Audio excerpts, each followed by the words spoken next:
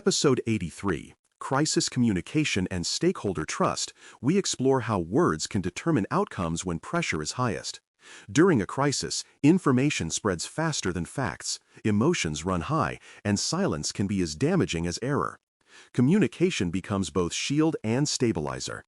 The way leaders speak shapes how stakeholders react, how employees respond, and how reputation survives. Effective crisis communication is not about spin. It is about truth told clearly, calmly, and consistently.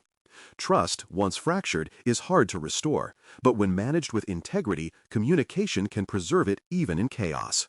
The first rule of crisis messaging is to name the situation without speculation. Stakeholders need confirmation that leadership is aware and in control. Unclear acknowledgement breeds rumor and fear. Early statements should identify what is known, what is being investigated, and what immediate steps are underway. Speculation, however well-intentioned, becomes misinformation when later contradicted.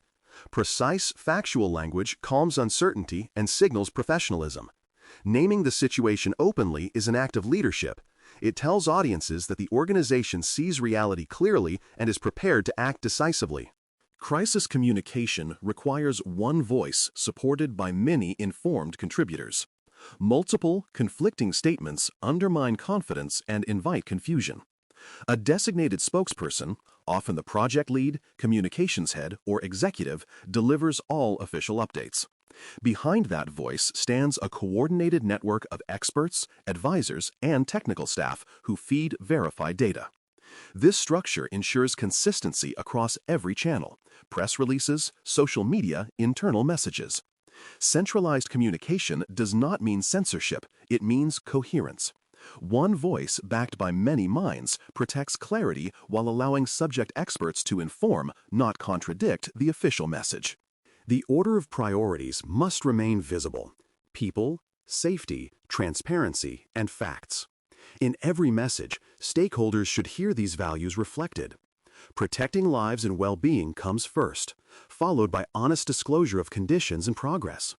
Facts ground the narrative, even when incomplete. Emotional intelligence matters here, acknowledging fear or inconvenience without dramatizing it.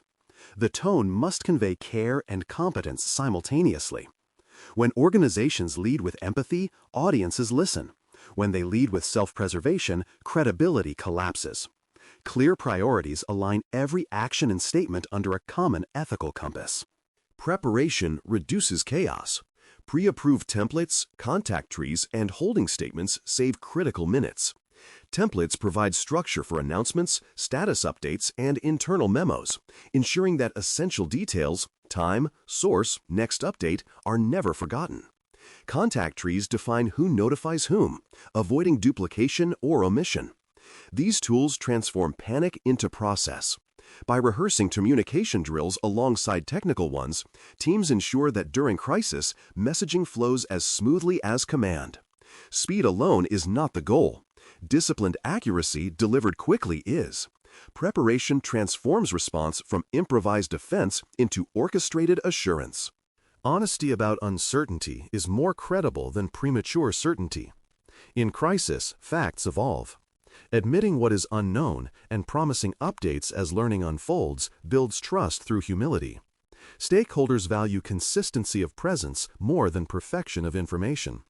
Saying "we don't yet know," paired with "we will update you at noon," demonstrates responsibility, not weakness. False confidence, once exposed, damages reputation beyond repair. Communicating uncertainty well requires balance. Enough detail to inform, enough restraint to avoid confusion. Promise updates, deliver them, and let accuracy mature with evidence.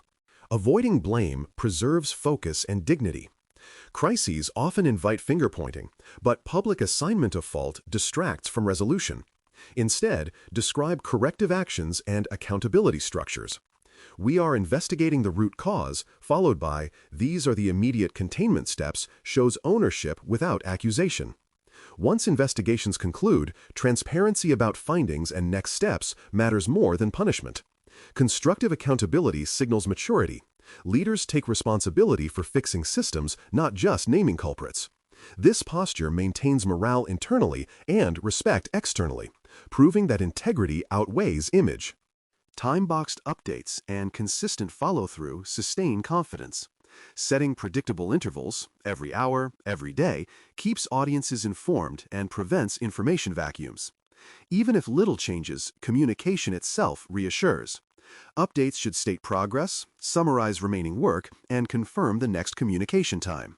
When leaders deliver reliably, they model control under uncertainty. Missed or inconsistent updates, by contrast, magnify doubt. Time-boxing communication transforms reactive messaging into proactive rhythm, helping audiences regulate anxiety through predictable information flow. Regular cadence makes leadership tangible through presence. Tailoring messages for different audiences ensures relevance without distortion. Employees, customers, regulators, and media each require distinct levels of detail and tone. Internal communications focus on guidance and reassurance. External ones emphasize facts and accountability. Overloading every group with the same data confuses more than it informs. Segmenting messages by audience shows respect for context and comprehension. Clarity of audience intent, who needs to know what and why, prevents both information drought and overload.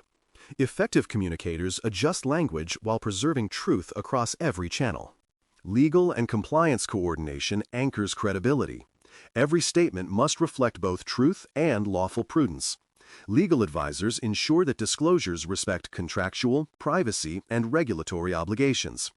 Compliance teams validate that reports align with internal policies and external standards. Collaboration prevents contradictory or risky phrasing that might escalate liability. The communications lead and counsel should operate as partners, not adversaries. One ensures clarity, the other ensures protection. This synergy demonstrates professionalism to regulators and investors alike, confirming that transparency operates within disciplined boundaries. Monitoring sentiment and misinformation is now as vital as crafting the message itself. Social media accelerates rumor faster than official channels can respond. Dedicated monitoring teams should track emerging narratives, identify false claims, and deploy corrections swiftly through verified accounts. Sentiment analysis tools can gauge public tone and adapt outreach accordingly. Misinformation left unaddressed mutates into perception. Perception hardens into belief. Early detection and calm correction protect truth's momentum. Managing information ecology is no longer optional. It is part of modern crisis control. Closing loops turns communication into closure. After stability returns, leaders must revisit promises made, report outcomes, and explain next steps. Sharing lessons learned, what changed, what improved, completes the narrative. Loop closure signals integrity, that statements given under stress were not abandoned once scrutiny faded. It also preserves institutional memory for future preparation.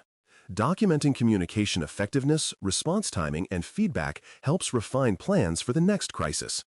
Every event becomes training material, ensuring that resilience grows with each test rather than fading after relief. Rebuilding trust requires visible improvement, not just apology. Stakeholders forgive error more readily than neglect. Implementing corrective actions, demonstrating change, and publicly sharing results prove sincerity. Trust recovery follows the equation of credibility plus time plus proof. Internal behaviors must match external promises. When customers or partners see reform embedded in operations policy updates, safety investments, transparency portals, they restore confidence gradually but deeply. Reputation, once damaged, is not rebuilt by words alone, but by performance aligned with those words. Credibility is the ultimate reserve. In a crisis, plans, systems, and funds all matter, but trust determines survival. Organizations that communicate with honesty, empathy, and consistency emerge stronger because stakeholders remember composure under pressure. Credibility accumulates in calm times and is spent in crisis. Once exhausted, it is hard to replenish. Protecting it requires discipline before, during, and after every emergency. When leaders speak truth early, maintain rhythm, and act visibly, words become anchors, not noise. In the end, crisis communication is not about message control. It is about trust maintenance under stress. Thanks for listening. For more audio courses, daily newsletters, and more, please visit baremetalcyber.com.